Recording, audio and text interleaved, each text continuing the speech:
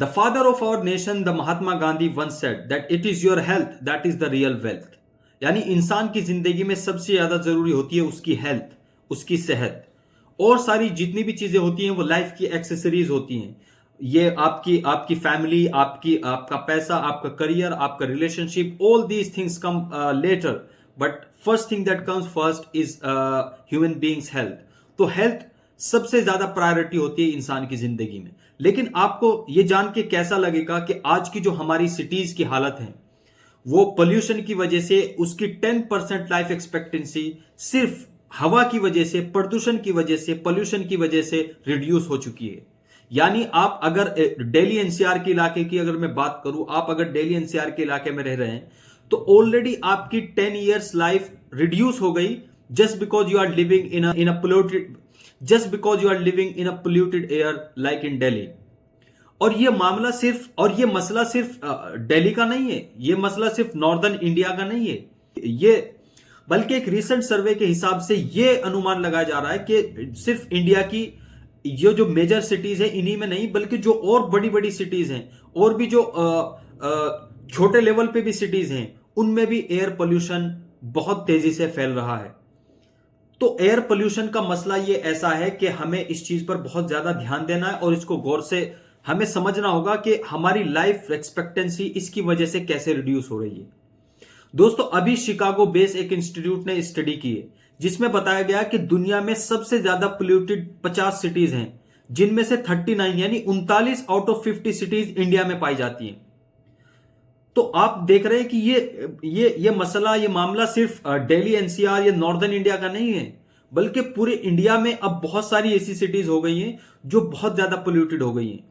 और उसमें आप देख रहे हो कि पहले तो ये होता था कि दिल्ली में हवा बहुत ज्यादा, ये जो अक्टूबर का, नवंबर, दिसंबर का के महीने हैं इनमें बहुत ज्यादा पोल्यूटेड हो जाया करती थी। लेकिन अब मुंबई की एयर भी बहुत ज्यादा पोल्यूटेड हो गई है जो सी फेसिंग सिटी है।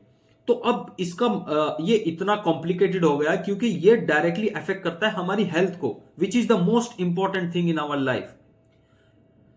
तो इसके लिए आप, हमारी गवर्नमेंट्स क्या कर रही हैं, हमारी सरकारें क्या कर रही हैं, हमारे पॉलिटिशियंस क्या कर रहे हैं, और हम खुद जनता इस बारे में क्या कर रही है, इसमें बहुत ज्यादा सोचने समझने की जरूरत है। क्योंकि ये ऐसी चीज तो है नहीं कि जो एक टेम्परेरी चीज है आएगी और चली जाएगी, बल्कि ये तो हर साल का ही मुद्दा है ना। और जब भी हम पोल्यूशन का नाम लेते हैं तो सबसे पहले हमारे दिमाग में आता है कि स्टबल बर्निंग हो रही है हरियाणा में, पंजाब में, उत्तर प्रदेश में स्टबल बर्निंग हो रही है, या दिवाली की वजह से पोल्यूशन हो रहा है। हालांकि ऐसा नहीं है। जो पोल्यूशन के मेन कंट्रीब्यूटिंग फैक्टर है वो है कि आपका व्हीकल पोल्यूशन है, आपका इंडस्ट्रियल पोल्यूशन है, थर्मल पावर प्लांट पोल्यूशन है, और वहां से जो एमिशन निकलती है वो है, और कंस्ट्रक्शन डस्ट है। तो ये बहुत सारे मेजर फैक्टर है जो रेगुलेटेड किए जा सकते हैं बाकायदा। अगर पॉलिसीज को सही से एग्जीक्यूट और इंप्लीमेंट किया जाए तो इनको अगर प्रॉपरली इंप्लीमेंट किया जाए तो हम पोल्यूशन को रिड्यूस कर सकते हैं, उसको अंडर कंट्रोल ला सकते हैं। तो अभी आपको शायद नहीं पता कि 2016 में एक कमीशन बना था, 2016 में एक कमीशन बना जिसका मेन पर्पज ही यही था कि उसको फोर्थ स्टेज में इसको मतलब आइडेंटिफाई करके और पोल्यूशन को कम करना है। लेकिन उस कमीशन को वो पावर नहीं दी गई, वो अथॉरिटीज नहीं दी गई, जिसकी वजह से ये मसला अभी तक वही का वहीं पर है। और जो थ्रेट हमें 2016 में था वो अब भी हम बराबर फेस कर रहे हैं।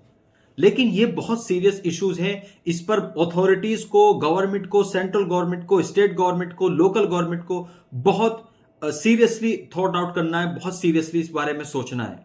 और हमें सबसे ज्यादा फोकस करना है कि हमारा जो कंस्ट्रक्शन डस्ट है, जो हमारा व्हीकल एमिशन है, इंडस्ट्रियल एमिशन है, और हमारा जो थर्मल पावर प्लांट का जो बहुत ही खतरनाक एमिशन है, उस पर कंट्रोल करना है। क्योंकि असल पोल्यूशन इन चीजों से आता है। हाँ, स्टबल बर्निंग से भी आता है, लेकिन वो एक एडिड होता है, उसकी वजह से प्रॉब्लम और ज्यादा बढ़ती है। लेकिन वो एक मोमेंट्री है, वो उसको सिर्फ खाली उसी को ब्लेम नहीं किया जा सकता जो 2-3 महीने के अंदर आता है, उसको भी रोका जाना चाहिए।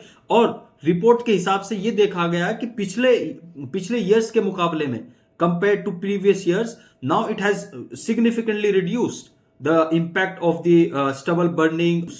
So that is why it is very important that central government or the state government should seriously focus upon this, and only then we will be able to fight with this menace that we are facing right now, because it is directly impacting our health and it is the most important thing in our life. सो इस video में इतना ही, अगले video में मिलते हैं दूसरे concept के साथ। और अब आप इस मुद्दे को कैसे सोचते हैं, कि आपकी इसके बारे में क्या राय है, उसके बारे में आप मुझे कमेंट सेक्शन में बताइए। मिलते हैं दूसरी वीडियो में। Thank you very much, bye.